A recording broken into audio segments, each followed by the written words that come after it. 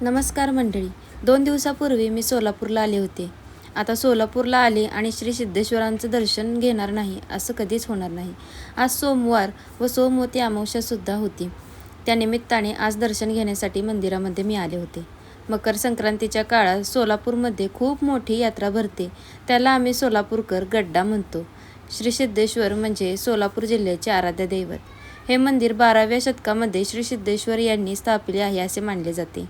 मंदिराभोवती सुंदर तलाव आणि त्या तलावातल्या कारंजावरती केलेली लाईटिंग आणि शांत वातावरण मनाला प्रसन्न करून ठेवत होते.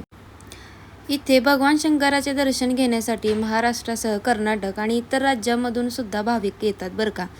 तलावामध्ये गुरुभेटीचा महिमा दर्शवणारी भव्य अशी प्रतिमा आहे.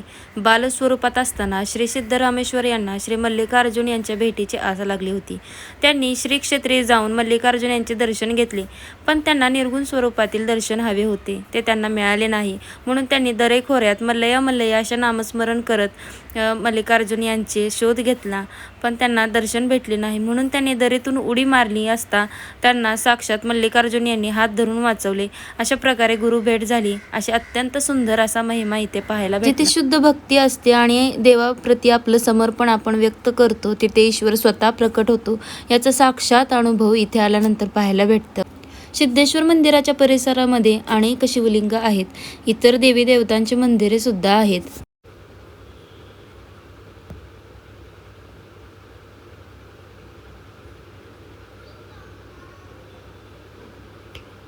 बाहेरील सर्व शिवलिंगांचे दर्शन घेतले आणि मग नंतर मंदिरामध्ये आत प्रवेश केला. मंदिराच्या बाहेरच्या बाजूस एवढी गर्दी वाटत नव्हती, पण मंदिरात ज्यावेळेस आम्ही प्रवेश केला त्यावेळेस प्रचंड गर्दी पाहायला भेटली.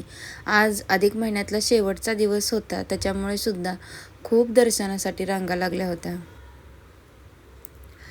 इथे वरती ना 2 शिवलिंग आहेत. तिथे अभिषेकाचं काम सुरू होतं.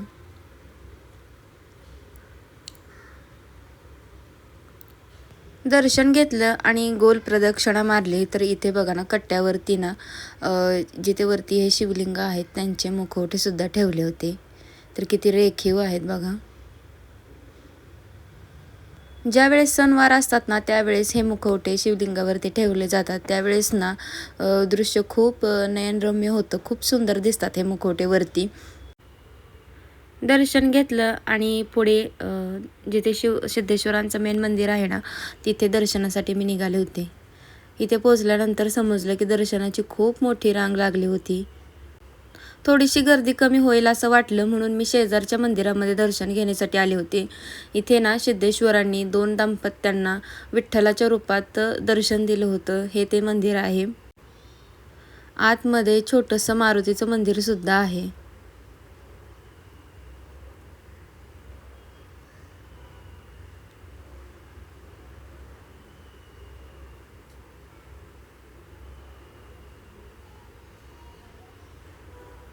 आज अधिक महिन्यातला शेवटचा दिवस सुद्धा होता, त्यामुळे भाविक भक्तांना इथे दिवे लावण्यासाठी सुद्धा येत होते. तर हे बघा, विठ्ठलाच्या स्वरूपात सिद्धेश्वरांनी दाम्पत्यांना दर्शन दिलं होतं. याची कथासुद्धा इथे लिहिलेली आहे. तुम्ही पॉज करून वाचू सुद्धा शकता. त्याच्यानंतर बाहेर आल्यानंतर इथे काही नागदेवतांच्या मूर्त्यासुद्धा आहेत, तर तिथे सुद्धा आम्ही दर्शन घेतलं.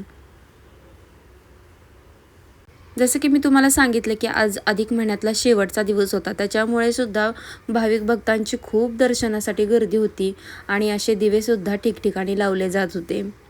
विठ्ठलाचं दर्शन घेतलं आणि परत एकदा रांगेत उभं राहण्यासाठी मी इथे आले होते. थोडीशी गर्दी कमी झाली होती आणि रांगेत दर्शन घेण्यासाठी मी परत एकदा उभारले.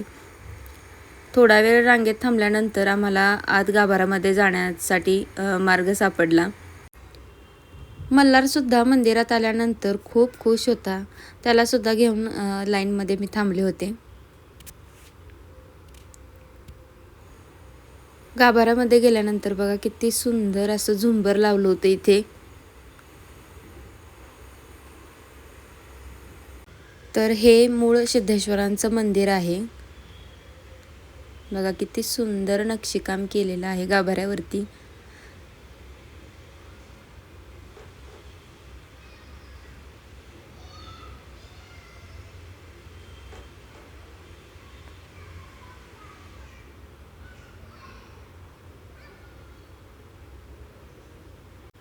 सिद्धेश्वरांचं दर्शन घेतलं, डोळे भरून सिद्धेश्वरांना पाहिलं आणि परत बाहेर आलो.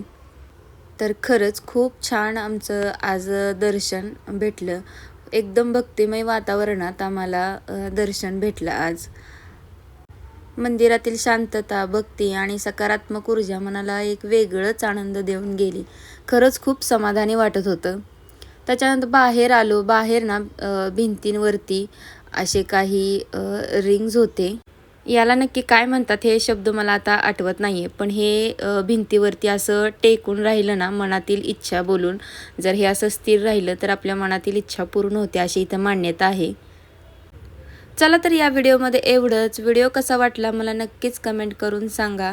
आवडल्यास लाईक, शेअर आणि चॅनलला सबस्क्राईब करायला विसरू नका. भेटूया अशाच एका नवीन व्हिडिओमध्ये. तोपर्यंत बाय.